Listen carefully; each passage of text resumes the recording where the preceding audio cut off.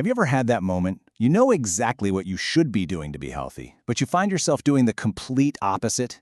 You swear you'll eat better and then, boom, there's the dessert menu. It's a struggle we all know. Well, today, we're going to dig into why that gap between our good intentions and our actual actions is so huge, and then we'll uncover a really powerful tool to finally bridge it. Okay, so here's our game plan. First, we'll dive into what's called the healthy habit paradox. Then, we'll get into the science of why our best intentions just seem to fizzle out. After that, we're going to introduce a kind of unexpected solution, the power of writing. I'll give you a super practical guide to journaling, and then we'll wrap it all up by showing you how this whole thing helps you have a much better conversation with yourself. All right, first up, the healthy habit paradox.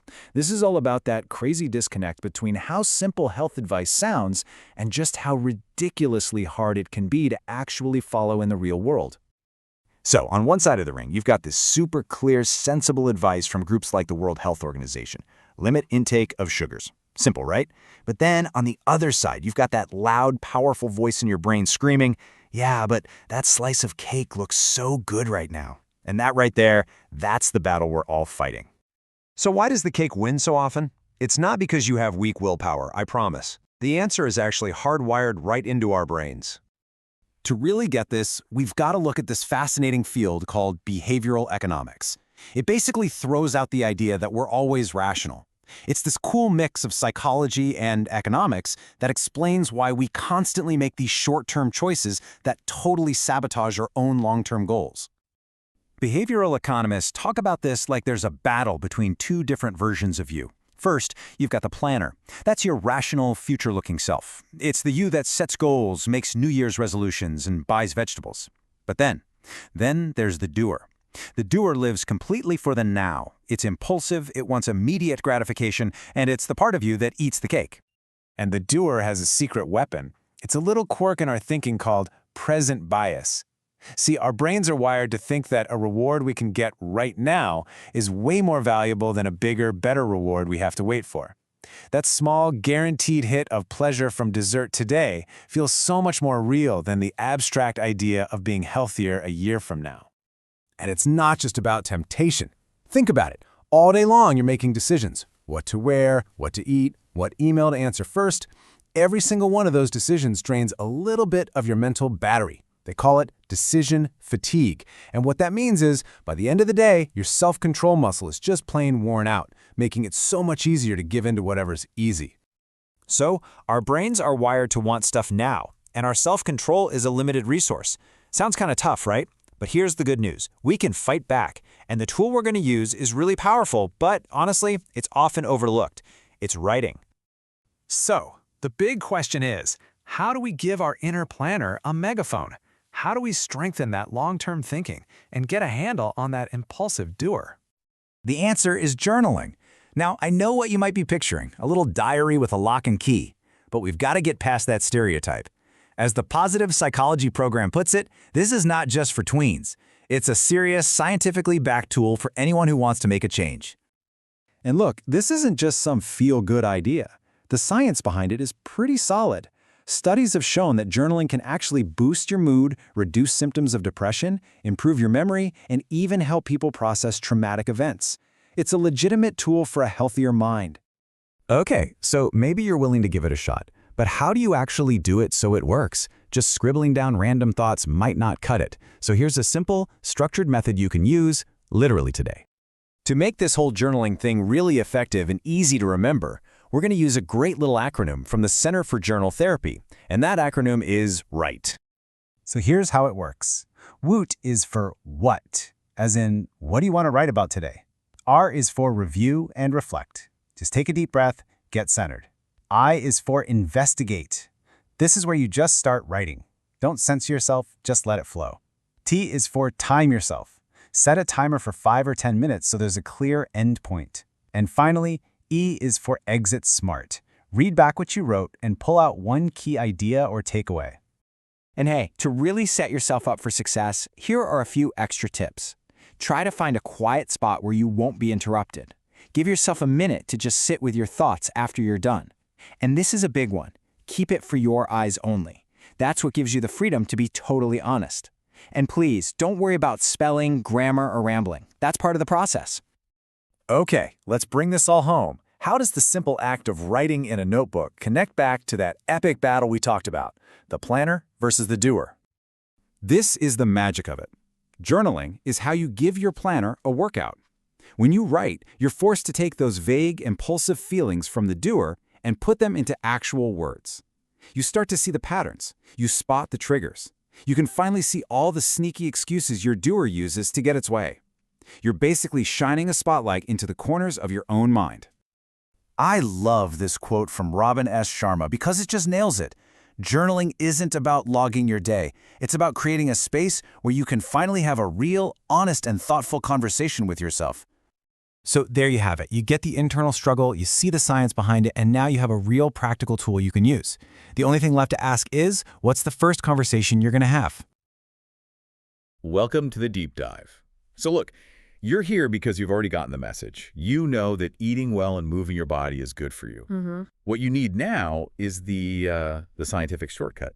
How do you actually make it stick? How do you get past just intending to do something and into, reliable daily action? Exactly. We're moving completely beyond the why today. Our whole mission here is to pull together three really distinct and powerful areas of knowledge. Right. We're talking cognitive strength, biological upgrades, and then the science of actual behavioral change. To give you a real working toolkit. So that means we went deep into the source material. We're covering structured journaling, truly incredible neurobiological impact of exercise, and then the very surprising kind of counterintuitive world of behavioral economics. And the one idea that really ties all of this together is this: real effective change doesn't rely on some mythical, willpower. No. It relies on structuring your environment and your own internal dialogue based on how humans actually behave. Which is often messy. You're right. Completely. Not how some old school economic theory says we should behave. Okay, let's unpack this. I think we should start with that inner world.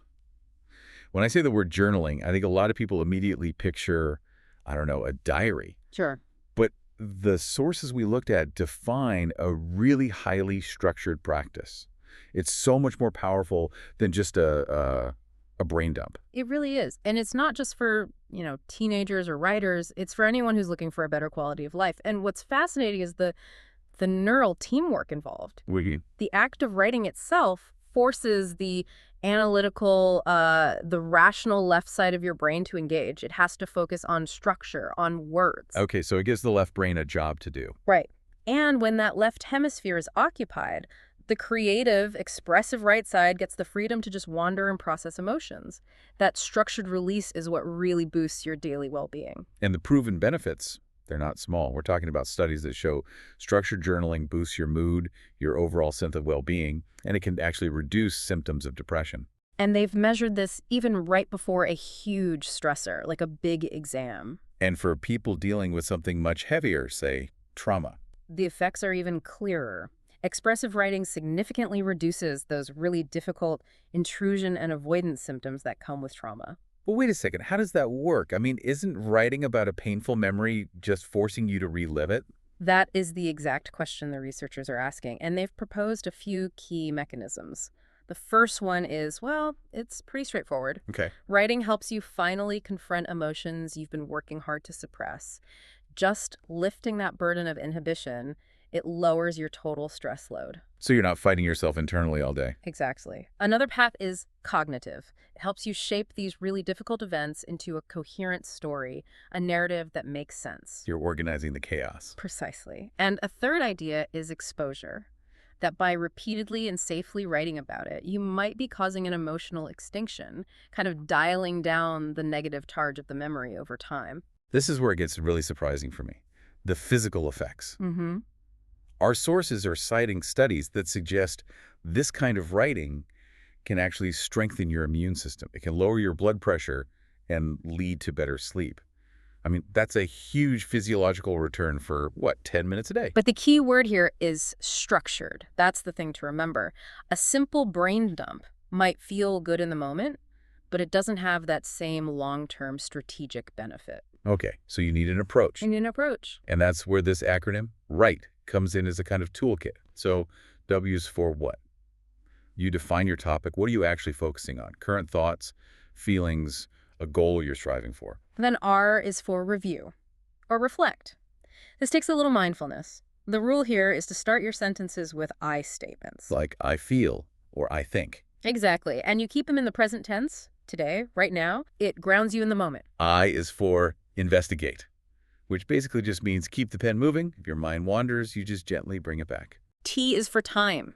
You set a hard goal sources, say 5 minutes is a good minimum, and you just stick to it, no matter how you feel. And then E, which I think is the most important part, exit strategically. Yes. You read back what you wrote, and you summarize the single biggest takeaway. Maybe you start with a sentence like, I noticed that, and then you write down any actual action items. That's the crucial step. That's what turns reflection into a real strategy. And the most powerful version of this seems to be gratitude writing. Oh, absolutely. Taking that general feeling of gratitude and applying it through structured writing boosts long-term well-being. It makes you more likely to exercise. It even reduces physical pain. And it promotes optimism and pro-social behavior, which in turn strengthens your social support system. It's a foundational piece of inner work. It really is. So now let's shift from that inner dialogue to the biological machine. We're moving into the brain upgrade you get from physical exercise. And we have to start by clarifying the science, because not all movement is the same. This is so critical. We have physical activity, or PA, which is just any movement that uses energy, walking to the car, doing the dishes. Right. Then you have physical exercise, or PE. That is the structured, planned, repetitive activity you do specifically to improve or maintain your fitness. And our sources are focused on the deep impact of that PE. And when you say deep impact, you're talking about PE acting as a strong gene modulator. It actually creates structural and functional changes in the brain, neuroplasticity. It's like fertilizer for your brain. PE increases gray matter volume, especially on the frontal lobe, your decision-making hub, and the hippocampus, which is essential for memory. Wow. And it ramps up production of neurotrophic factors like the famous BDNF, which basically helps your neurons grow and survive. So the structural changes lead directly to better performance. Absolutely. PE enhances cognitive functions across your entire life. Better memory, better attention, better executive control, planning, prioritizing. For kids, the link to higher academic achievement is it's undeniable. The idea that really stood out to me from the sources was this concept of a protective factor. They call it cerebral reserves. You're literally building a buffer against aging. That is the game changer. You are building a shield.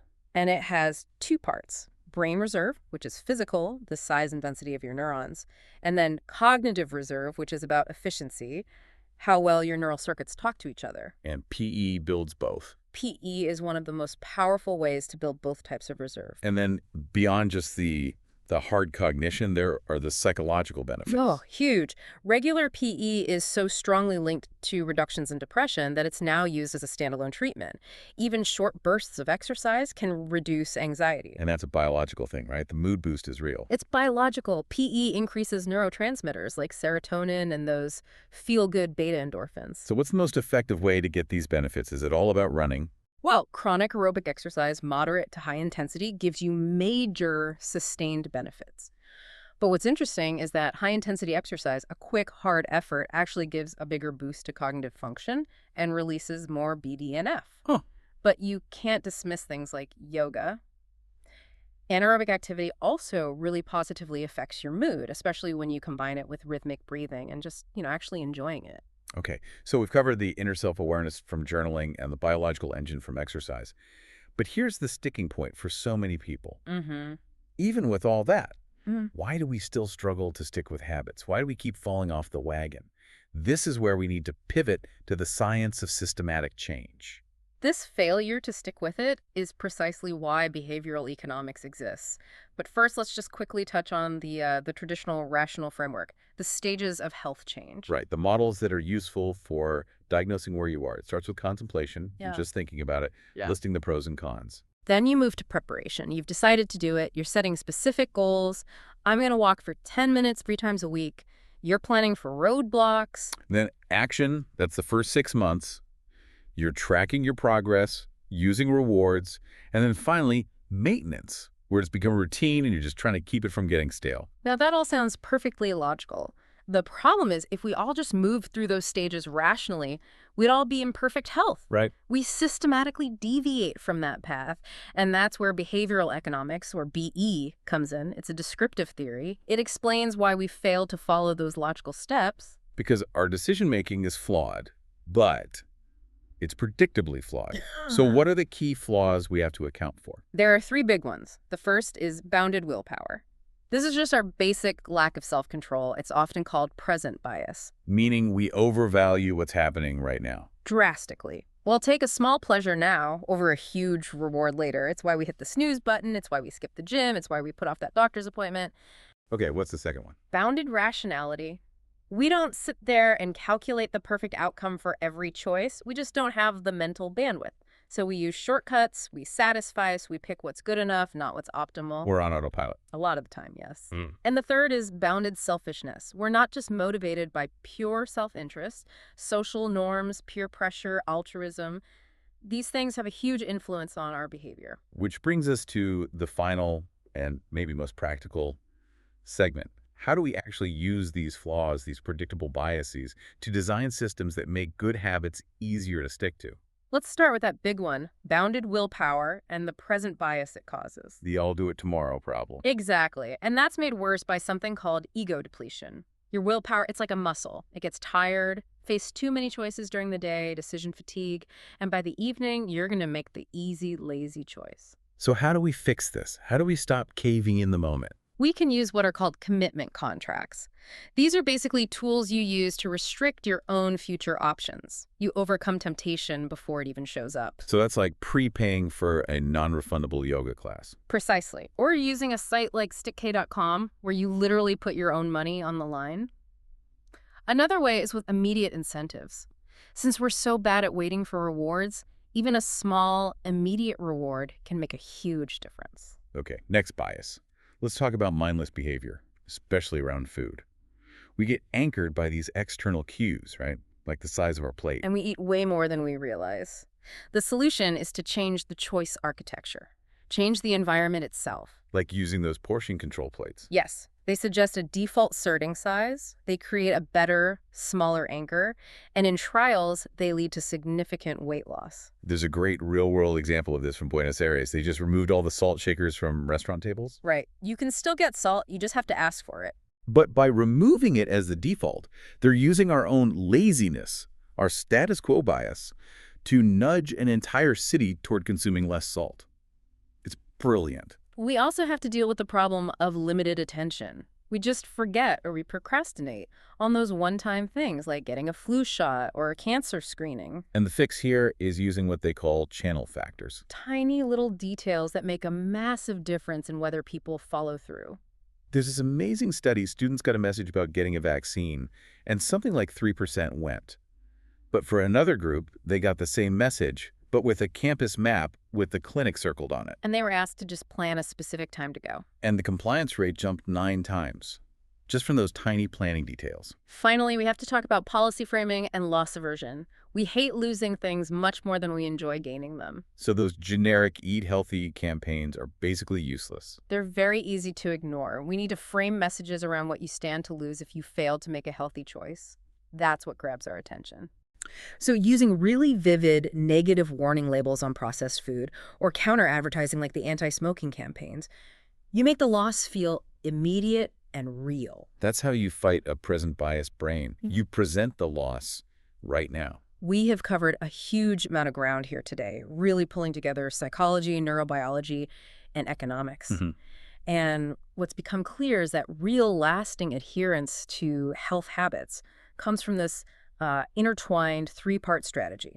First, you cultivate self-awareness and stability with structured journaling. Right. Second, you enhance your brain's actual capacity with physical exercise. And third, you use that inner strength to implement these external behavioral nudges that are designed to work with, not against, our quirky human nature. And as a final provocative thought for you to take away, Sure. we talk about how PE builds this amazing cerebral reserve against neurodegeneration. And while that is overwhelmingly a good thing, you have to consider the complexity. That reserve can be so strong that it might actually delay the clinical symptoms of diseases like Alzheimer's. So you feel fine for longer, but the disease is still progressing underneath. It could potentially push back a necessary diagnosis. It just highlights this kind of double-edged sword of self-care and shows how profoundly your choices today can affect the timing of your cognitive reality down the road.